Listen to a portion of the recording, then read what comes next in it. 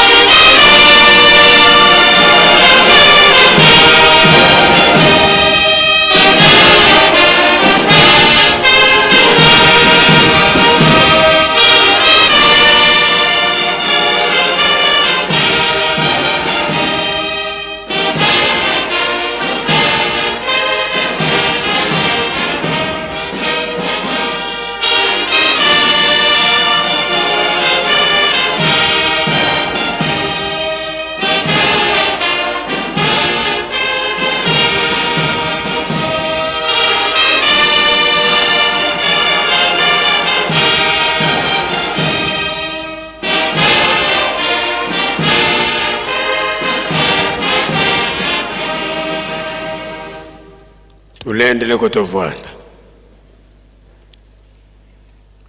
sedeto wanzambe to tata mwanda velela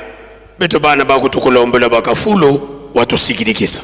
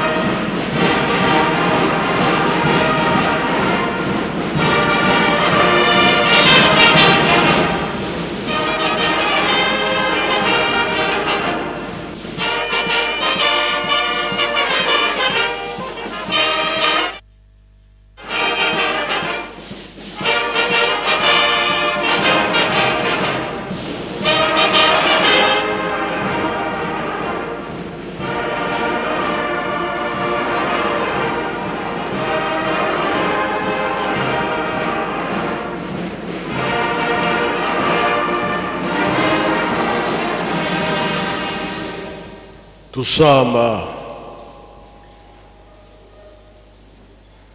entsamu za mfumu wetu Yesu Kristo yezola kwa nzambi wa sedito ye untwadi ya mwanda velela bika wakalanga yetu tukawa kwa yelemvu seye mwane mwanda velela amen.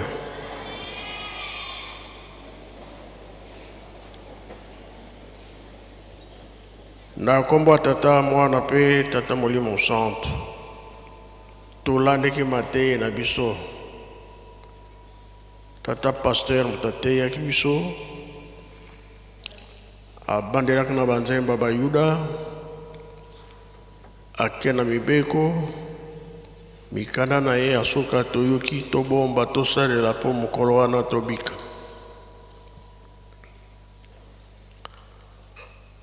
tokozwa exemple oyo papa Mfumalongo alobaki batata basenga bolimisi pa ya bamama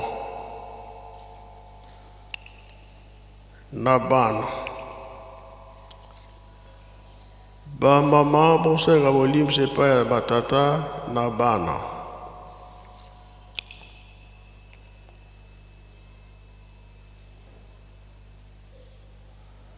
bana pe bakosenga bolimisi pa ya batata na bamama likambo wana eza na ntina ti lelo oyo tata oyo azala bana na ye ndenge babotama bapapa kulutu bazali bapapa leki mpe bazali kende mpe na bamama mama kulutu mama leki meme banoko kambo ezali wana ndenge babotami wana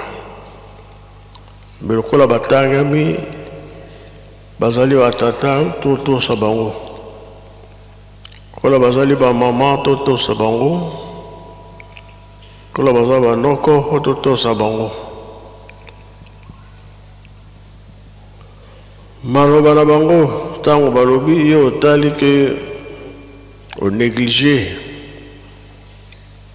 zomona makambo ndenge mokili ndenge eza kopatine eza malamu te toyokana ye komonana mpe papa Mfumalongo alali mokolo wana alamuki na ntongo alati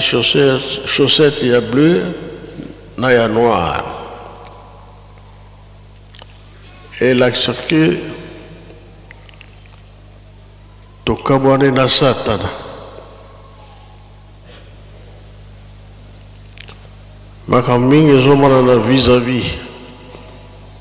eza susu esengo te pasi mpe eza kolenda kaka nzambe alingi akata likambo na ye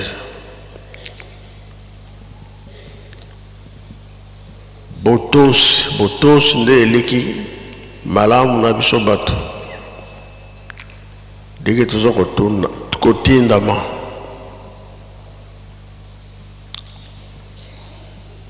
tondimaki te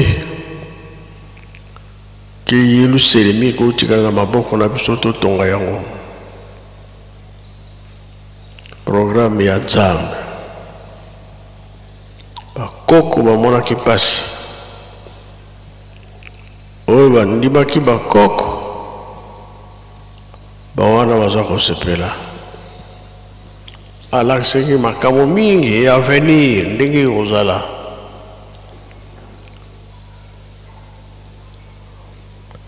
bato oyo batosaki te ntango bamoni événement wana ekoki balelaki ntango batata mpe ndenge moko balelaki soki nandimaki ntango na biso mpe ndenge bapapa batikeli biso mingi toza kotosa me mingi toza kotosa te kimia yekoya ndenge nini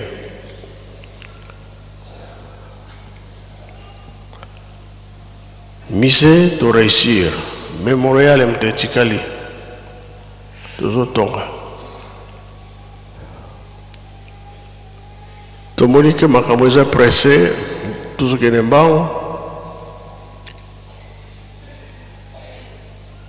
totonga ndako bapaya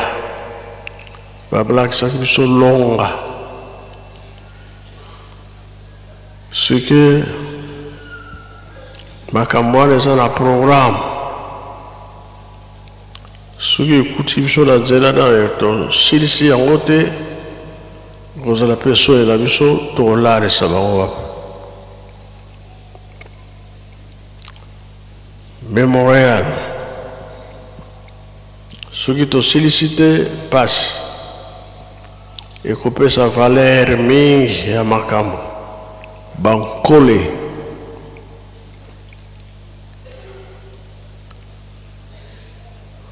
$37,000 familles na ntango akolo Yesu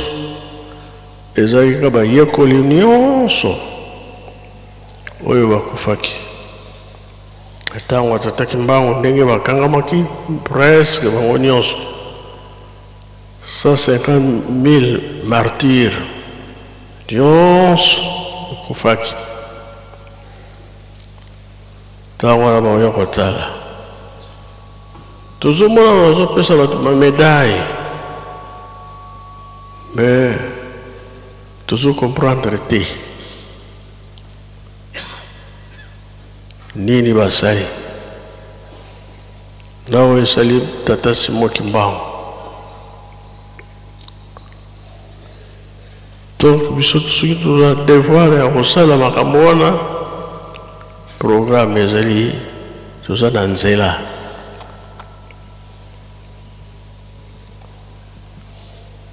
Dossier wana ebungaka ya 37 000 familles. Papa na tango na bango baluki bamoraki te, me mutu moko kaka mutu ekoluka mfuma longo batata nzietele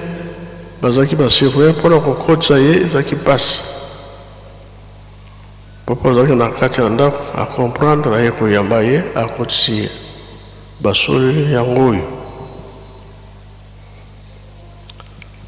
Ye moko papa ya kobimisa ye libanda akeye na ye.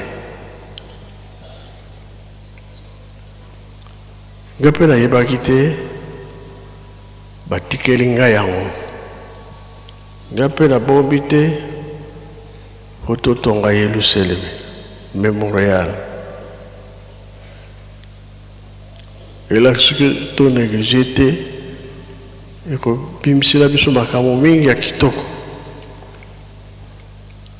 oyo yebi valeur ya likambo. Mwana botindami ye wana bamonaka ke ye wana soki ozoboya na yo ata bobotami ebele otindamaka te ezali pasi.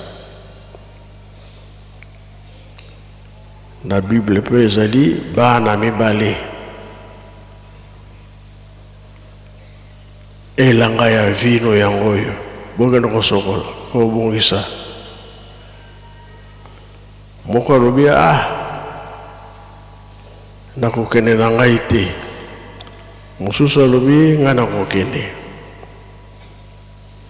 Oyo alobaki ke akokende ake te, oyo alobaki akokende te ye moto akendaki. Usiko mapamboli ekepa ya nani? Papa kulutu bazali, papa leki bazali, oyo atindi yo azali kaka papa. Nayebi te papa elebe boya nano ndenge bino misato ozali. Soki tozobenga bino mpona Bible Papa Ndungi kam nyonso eza na Bible. Bino bato botanga Bible bolakisa biso nzela oyo makambo oyo atosaka nayo aboyaka. Bana botosi bana oyo batosaka te nini ezali mpona nini tozosalela yango. Papa Kimbangu alakisaki makambo mingi mpa ya bato babandi omonana moko omona ezalaki tata wana atikalaki makambo atiki yango na bana na ye. Bana na ye mpe batiki na bana na bango tozokende kaka. Elakisi ke soki tozoya kokangama na nzela eza na makambo tosalaki te. Soki nzela wana efungwami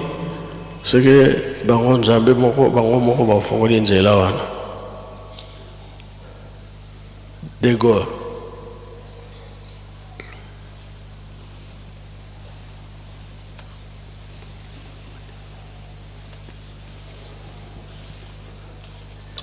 tolanda ntsinsa na libanda salama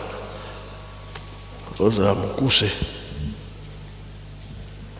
na kombo na tata na mwana pe tata Molimo Centre. Merci tata Molimo Centre opesa biso maloba tolandi introduction ya tata Molimo Centre kino na lisapo ya bana mibale ezali Matthieu 21 verset 28 à 32. Matthieu 21 28 à 32 totangi boyina komba tata mwana pe tata molimo santo. Lisapo ya bana mibale Yesu alobi lisusu bokanisi nini mpona makambo oyo moto moko azalaki na bana mibale ya mibali abengi ya liboso mpe alobi na ye mwana na ngai lelo kende kosala na elanga na vino mwana azongisi na boyi kasi na sima abongoli makanisi mpe akei kaka sima ya mwa tango abengi lisusu mwana ya mibale mpe alobi na ye ndenge moko mwana wana azongiseli ye tata nakokende kasi akei te nani na kati ya bana wana mibale asali mokano ya tata alingi bango bazongisi mwana ya liboso bongo Yesu alobi na bango nalobi na bino ya solo bafutisi mpaku na basi ya ndumba bakokota na bokonzi ya Nzambe liboso na bino pamba te Yohani abatisaki ayaki epai na bino mpona kolakisa bino nzela ya malamu kasi bondimelaki ye te nzoka nde bafutisi mpaku mpe basi ya ndumba bandimelaki ye kasi bino ata bomonaki bongo bobongolaki mitema te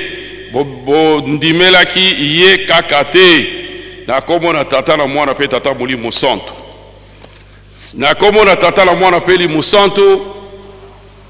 totali tolandi liloba oyo tata asui kopesa biso tozali kolibola na bokuse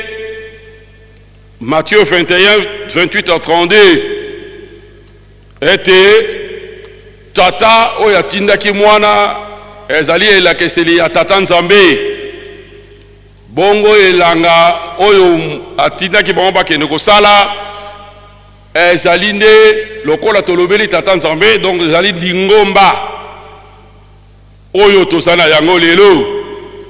mwana ya liboso oyo bandimaki me akendaki te ezali mwana oyo balobaka kaka nkolo kasi balinga kosala te oyo nkolo atindi ndenge ye moko nkolo oyo ateyaki ngo na Matthieu chapitre 7 verset 21 ezali te bo balobaka nkolo bakosala andimaki me akendeki kosala te oyo ya mibale ezali mwana oyo andimaki te kasi ake kosala pote ayoki mawa mpona ntina na lisanga to musala ya bango ebeba te musala lingombe ekufa te yango wana balobi ete musala oyo ezangi kondima oyo ezangi musala eza kondima ya kokufa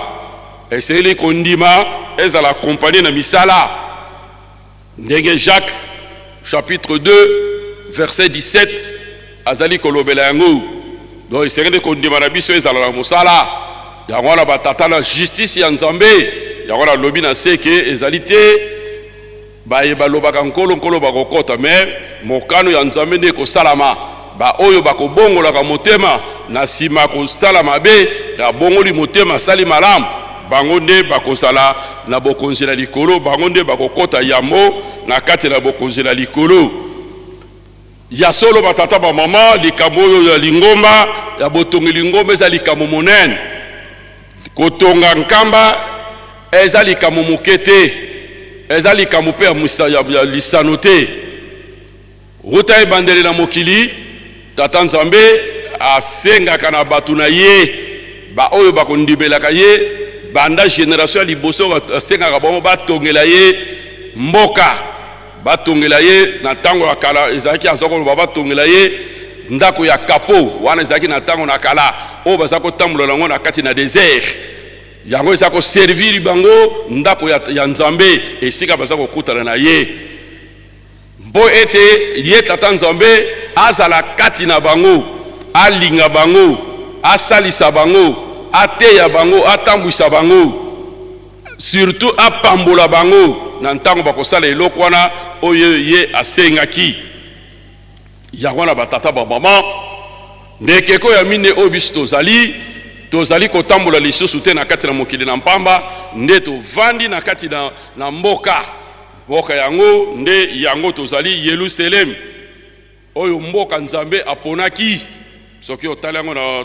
Psaume chapitre Psaume 132 na verset 13 ti na verset 14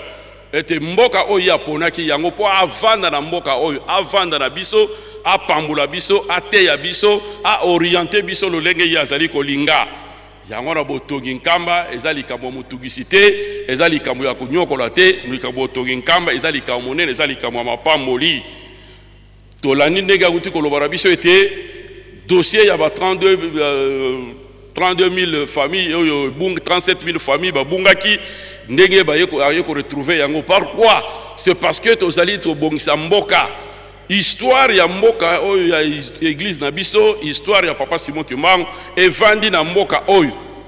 esengeli mboka oyo totonga ngo malamu parce que bato bauta de part et d'autre bakoya pèlerinage awa bakoya tourisme awa bakoya koyekola bonzambe ya papa Simon Kimbangu awa esengeli na biso te totonga mboka yango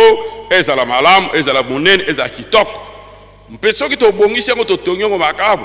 même l'état ya mboka na biso akozonga na considération ndenge tosala yango tomoni lelo kaka na cher oyo nde balobaki ete banda lelo le 6 avril ekomi journée chômé payé mais c'est parce que mosala eza kosala eza komonana mais soki bongo te ekozala na bango na ntina te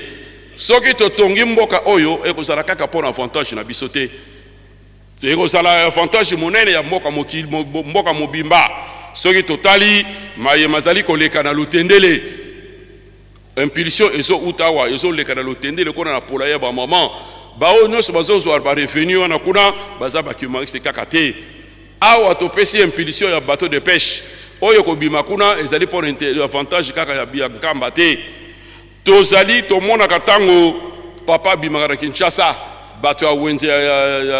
wenze bayaka basepelaka mingi babi nzambe aye po biso même inerva na bana kofutama po te biloko bango batekaka esomamaka nyonso ezali ko base nini kotonga nkamba soki tozali kotonga nkamba bongo ekozala menene nazopesa kaka 4 avantages ya botongi nkamba parce que ngongo ezali te avantage ya liboso avantage spirituel et symbolique avantage spirituel symbolique tozali koloba tozali kotonga mboka oyo parce que tozali kobungisa histoire te ndenge papa uti koloba awa ya ba dossier biloko na nyonso ezali kotongama ezali kobomama tozali na musée tozali na mémorial tozali ba site ebele tozali kotonga ezali pote to recto garder histoire ya lingomba ezala protéger alors tozali komona ba site historique soki oyo bayokaka sango ete place maman qui a todo basalisa qui est la plus la ngombe ki soki bakomi awa bakomema bango balakisi bango te esika maman qui a todo basalisa qui yango oyo musala Ajax azali ko sala yango soki tozala ba moyen tango babenga kate zunga bazala ntisani yaka mata osala parce que tozotonga ba site ya lingomba pote yango ebunga te batata ba mama tozali na avantage ya mibale unité ya lingomba bomoko ya lingomba identité ya lingomba na biso bato mingi bazaki bayaki awa na prophétie ya papa Simon Kimbangu liza tambula makanda manza likamona lelo ekokani mabota na mabota yango izo ya kosangana awa tozali na tata moko papa Simon Kimbangu tozana mama moko mama Mwilu donc yango oyo tozana yango lelo awa ndenge babi na Isaïe chapitre 51 verset 1 à 2 était source na biso nde yangwana mingi bauti na bamboka baye awa kuna utaki mamso azaki célibataire mais lokola ya wana lisanga otosana ngowa azui libala awa azui musala awa parce que tozana mboka oyo ya kitoko otosali kotonga soki bongo te tokosala musala ya mpamba tokotonga mboka oyo na 4 phases tokotonga mboka na présence donc makasi na ngai ya nzoto na uti na mboka na biso na ye awa nata nazala mbongo te nazo mema mabanga nazo buka nazo mema zelo nazali kotonga nkamba na kotonga nkamba na ba moyen financier o tozala yango ndakisa bandeko na biso na diaspora ndenge ba mebatinda ka mbongo na bango pona kosala musala tokotonga mboka oyo na mabondeli toloba ki vendredi papa koloba baye mabondeli bakende bayo bazana ba chantier bakende donc tozali kotonga musala na mabondeli tokotonga mboka oyo na ba conseil ya malamu surtout pote malongi manzimbi usu ezali koleka mingi esenge na biso ntango tozopesa ba conseil ya malamu na bato pote tosala elingi koba tozali kotonga pe na molimo mboka oyo bapesaki biso tokopesa avantage institutionnel pe politique na avantage institutionnel kaba ezali centre siège social pe administratif ya l'église kipagiste ndenge nini ekokozala mboka moko ya boye na boye ya pamba pamba donc lokumu ya père fondateur papa Simon Kimbangu oyo amoni mpasi mpona lingo boyo bankoko na biso amoni mpasi na lingo boyo soki siège na bango oyo représentation ya mpasi na bango ya bunzambe ya papa Simon Kimbangu soki monanité alors musala ni tuza kosala et seconde ya kosala nango e boso na biso yango esenga na biso te mboka oyo etongama bandako tozali kotonga ezali patrimoine ya lingomba bozwi ya lingomba oyo ekosimba lingomba mikolo koya tango bandeko bakobanda yo kotala bayeba ke eloko oyo nde yango nde ebandele musala avantage ya misato nazala ya mine na kolika na koloba avantage socio-économique misala oyo nyos oyo tata zali kofongola na oyo bafongola ki liboso tosali bekol balakisi bazaka kona na bano batanga kuna ezaka ya bisote botogi nkamba ezali kokotisa biloko nyonso wana tozali na bopito biso kaka bakibangisi tokota na bopito wana te soki na hôpital ayanda na ndimbi te komona kaka bakibangisi baza na kati ya mboka wana batata bamama wana ezali komatisa nkita ya mboka meme na mboka na biso moko na leta tango bapaya oyo bapelerin batouriste bautaka na mikili ya mpoto baya awa bakozwaka visa ekotisaka mbongo na libenga ya leta po ete baya baoyo bayaka po bazongaka balalaka na hotel oyo ya bato batongi me ya uti kotala nkamba yango nde ake kolala na hotel na kotiseli ye mbongo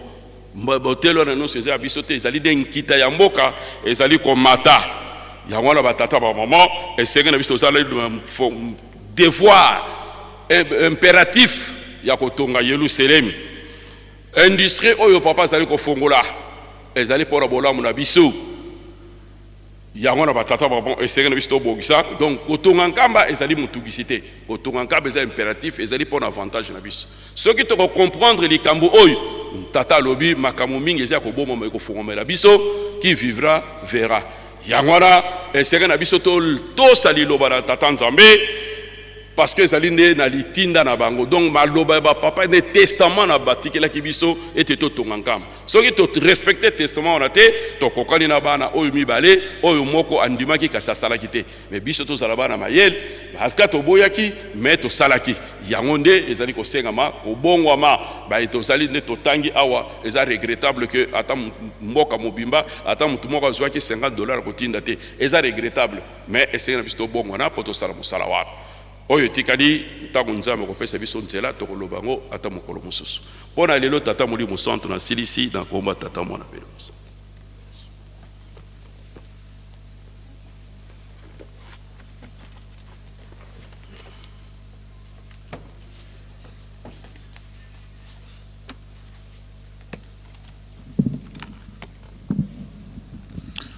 Na komona nzambe tata mwana tata molio mon centre merci tata molio mon centre papa Simon Kimbangu kiangani pona maloba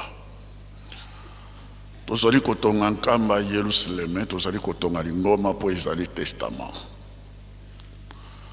tata atikaki maloba batata batikaki maloba wana yango nde bakobengaka yango testament ezali source ya lumière testament yango nde ezali kolakisa bato solo likambo oyo solo nango ezali na wapi ezali na kati ya testament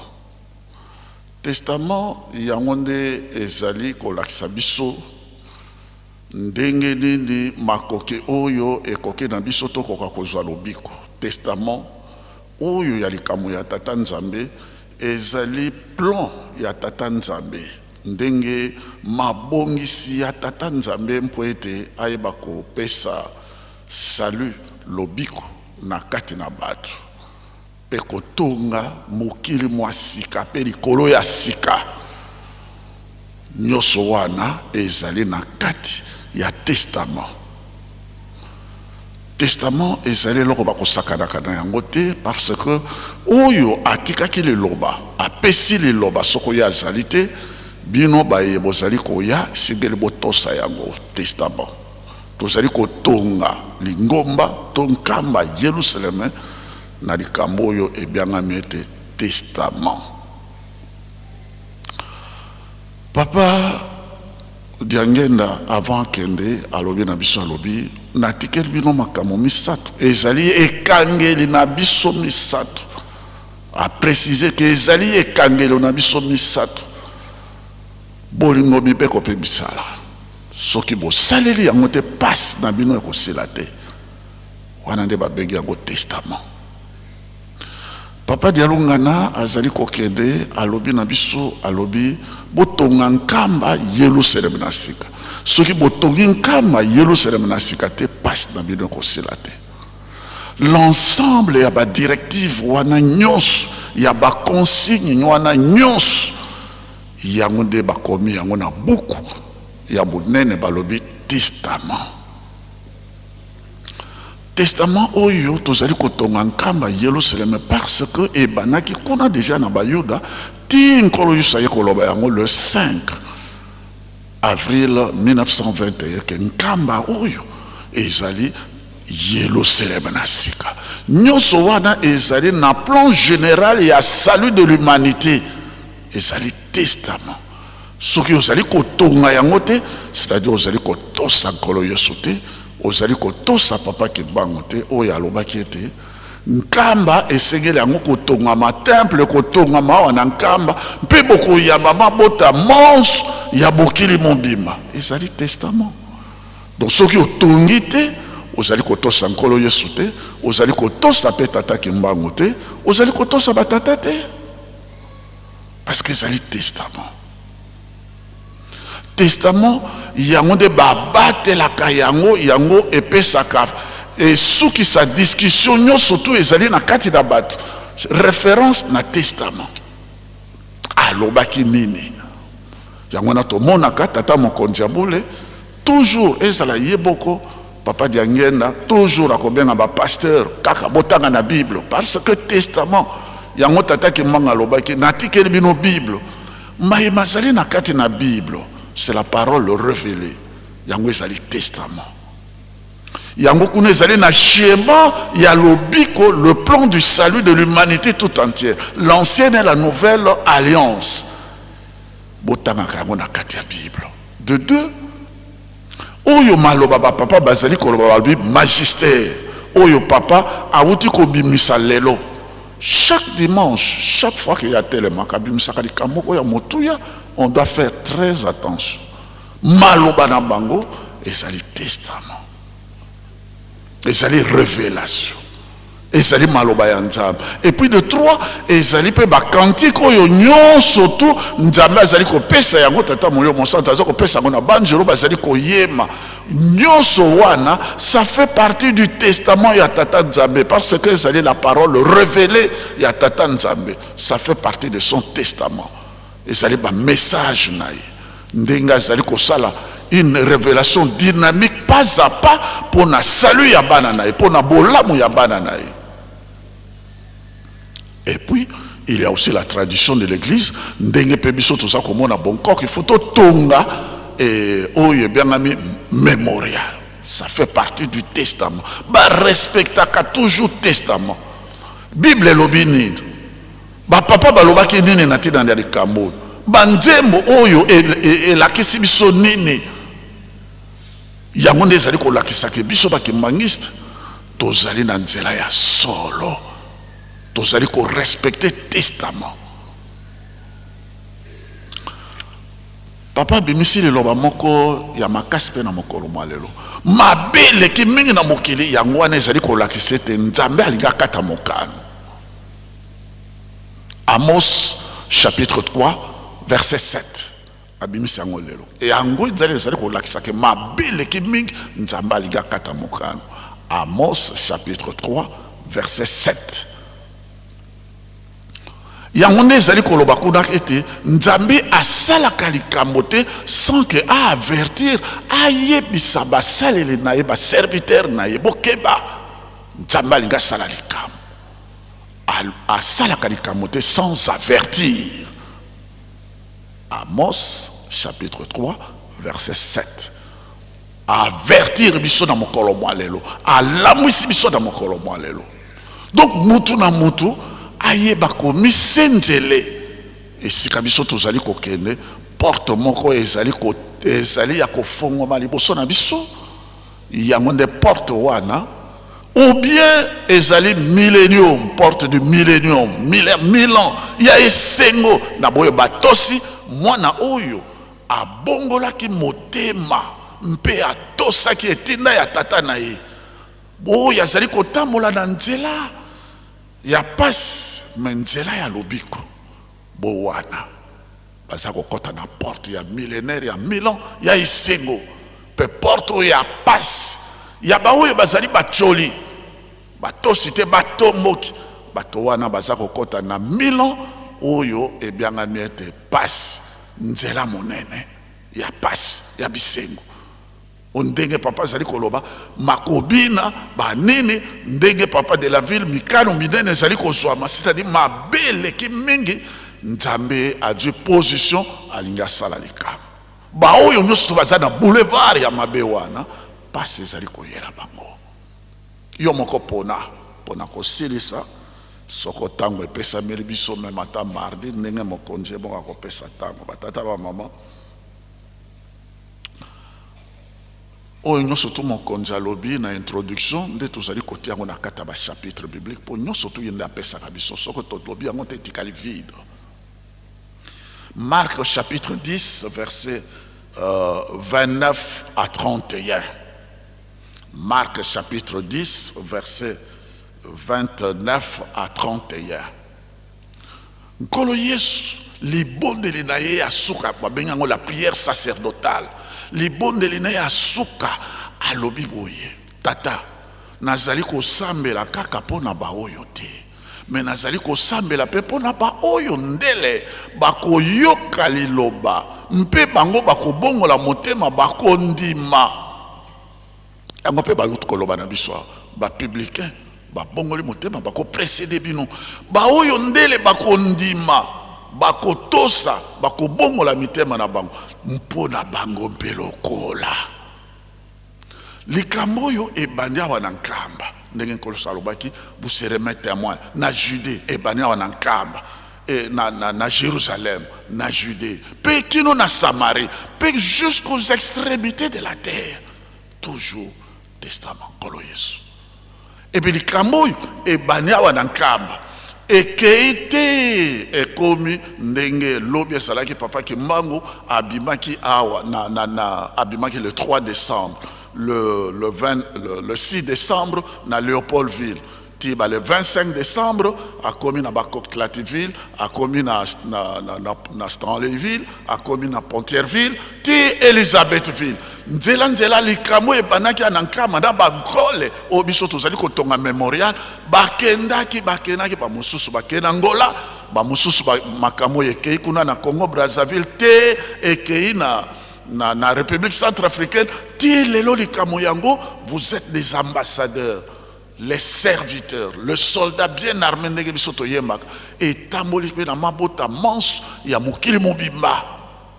e boyo nyonso tu bandimeli yango babiangami bana na Nzambe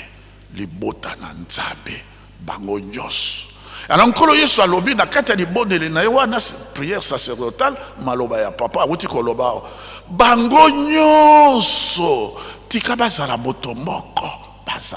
moko bango nyonso bazala be moto moko lokola ngai na yo tata tozali moto moko bango nyonso pe bazala bo moko. Testament monene nzambe azali na mposa ete biso nyonso ozala molobo ozala moswahili ozala mokongo ozala montando ozala esika nyonso ozala belge tout ça esika nyonso yo osili kondimela sango malamu oyo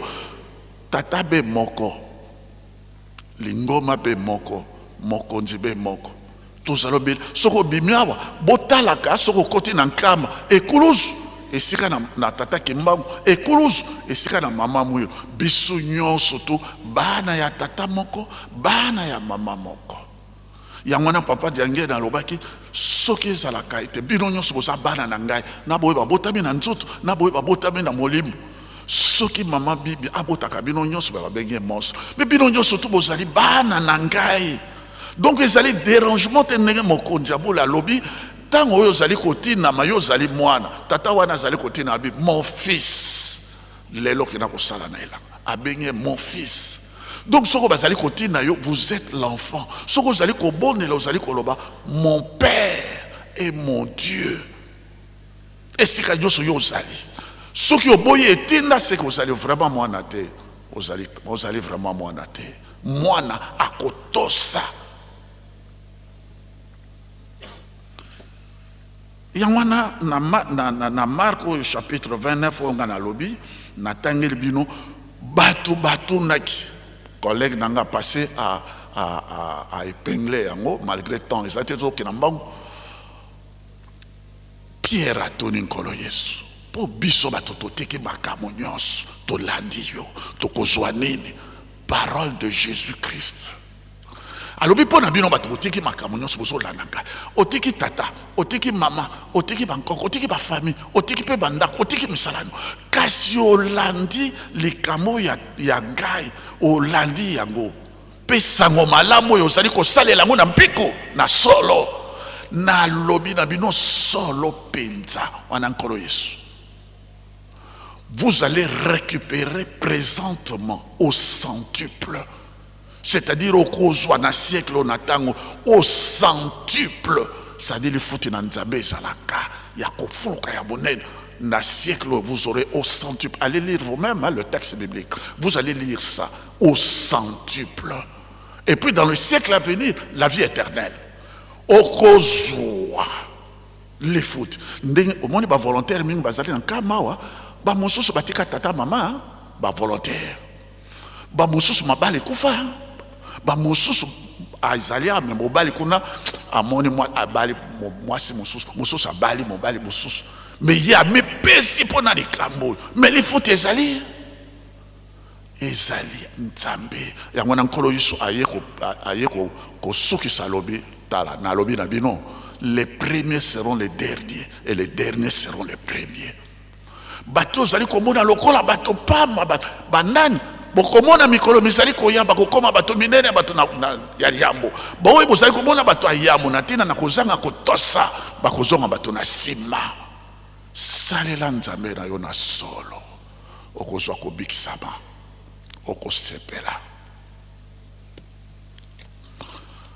mokolo moko avec votre autorisation papa kusolokele yo ya sali kokota na monkoto tozalaki na monkoto asa kokota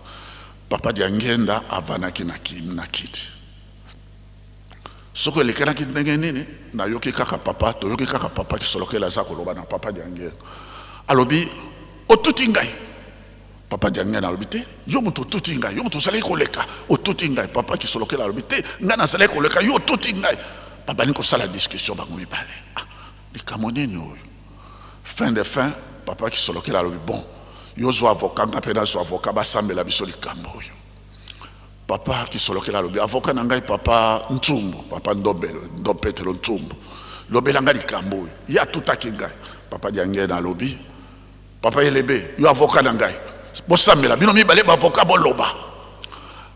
likambo wana batata ba mama ewumbeli mena na tutaki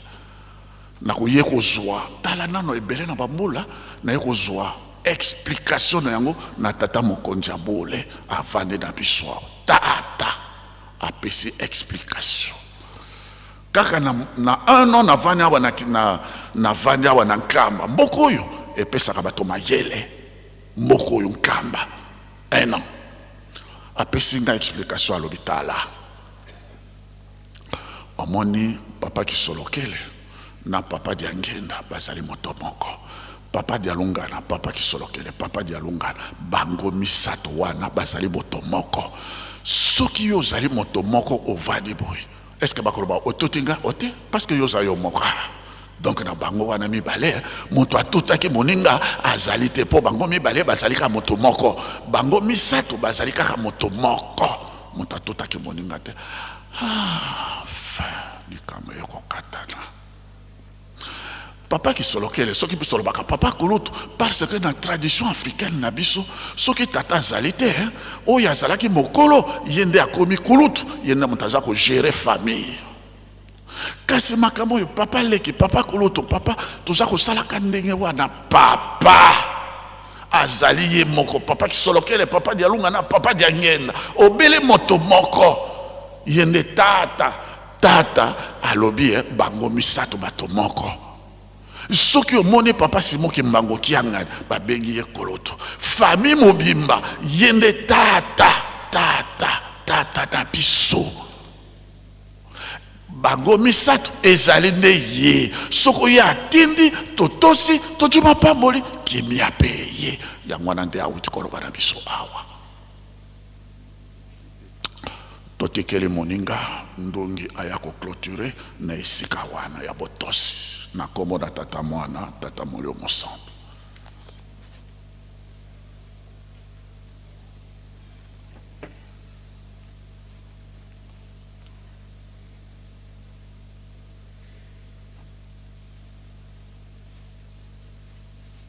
na kombo na tata na mwana pe molimo santo biso banso tozali na esengo po ye moko yave azana biso elongo lokula ye azali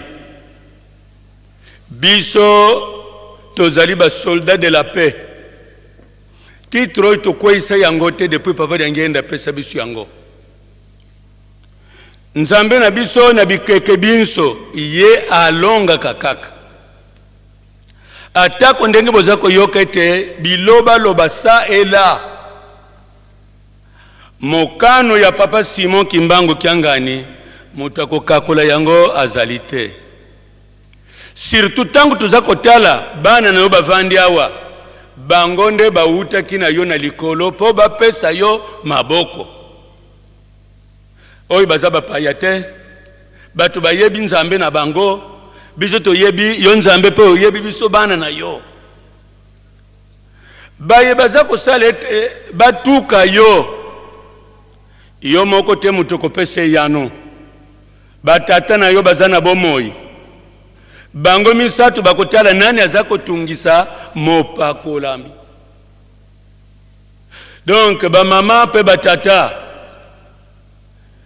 maye papa akana kike yango akosala meme na mbula oyo ezo ekosalema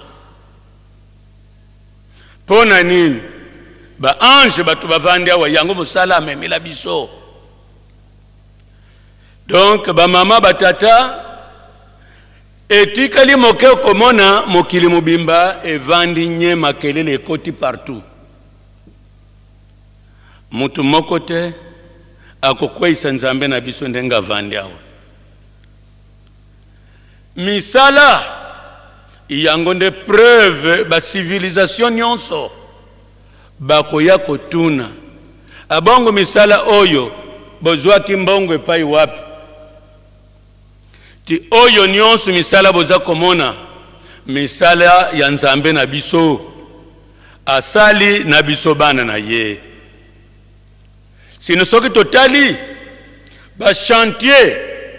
oyo papa zana yango na bomoto mbele pongie koko zanga me akolonga na ye pona bikeke ndenge wana kaka sali la kalonga biloko nyonso toza kokamwa na mokili tovandi kasi asala ki yango kaka na lilobati kaka biso bato nde asimbelaki poussière Papa Simon Kimbangu Kiangani azali vrai Dieu de vrai Dieu. Donc, ce qui est à l'obi likambo na ye etika laka ex cathedra. Donc, moi, kakulango ezalité. Donc, elingi koloba. Misala na ye nyonso ndenge zali na kati na agenda na ye. Bino moko bomoni. Kaka na tangu tovandi bo. Kalaka ya nzambe na biso. Aya wa maboko pamba te. Tant soit peu. Amoni siete. Bazako sala kuna bazali.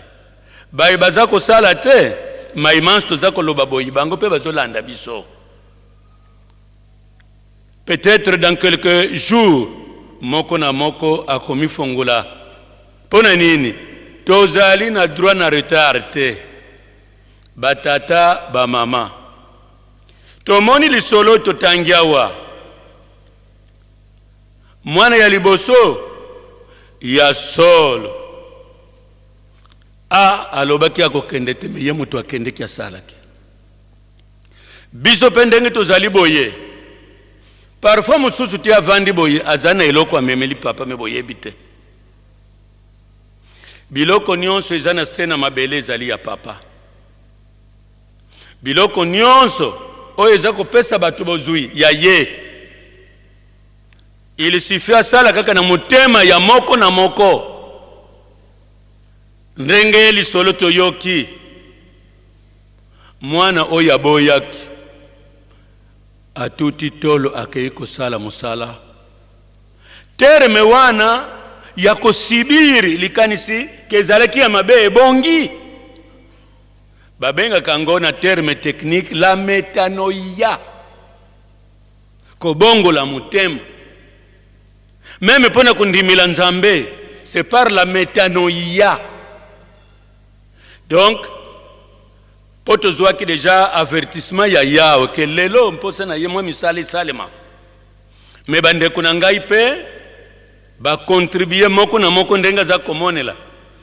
Na mokili mobimba mutu akolonga Papa Simon Kimbangu Kiangani azalité. Donc Tomi Kaba na misala ndenga za kotindela. Ba chante oyo ti mokolo mususu komona batu bauti na ba pays lointain ba yiko kamwa misala nzambe na biso asali. Po mikosali makaka akokoka miango kaka. Merci batata na ngai ba mama yende nzambe biso nde batu tozala na confiance ye akokokisa bilaka na yende nga bongisela mbala ya yango oyo te aza koyana mokili oyo tovandi mokili oyo ezali ya ye biso pe libota na ye soki toyokani topesa papa maboko tala suka na likambo yango wana akolonga makambo manso peto komona mokili ndenge batu bakolela na bango biso akobomba biso na sena mapapu na ye na kombo na tata na mwana pe Molimo Santo.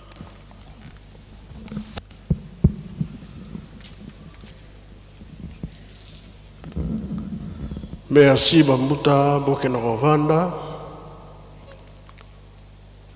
Tege tuzakoloba makambo na biso ane oyo ya 2025 pona tosalelaka tata nzambe sala nanu bilan oyo yo ndenge osaleli tata nzambe otamboli malamu te yo moko oyebi kasi soki bilan eza malamu sepela soki eza malamu te kambo eza kozela biso ya pasi ya wana mateyi ya lelo ezali bongo bilan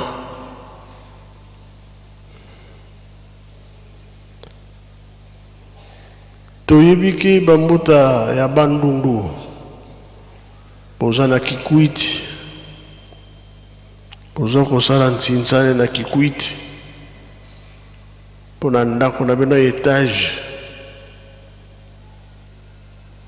tolobaki ke niveau ya mibale fo bato balala tozozela kaka na poko na kotuna bino bozwi combien kuna mpe bozali bosala makasi bisika mingi bazali kotonga tozozela réponse ya malamu tosepela nango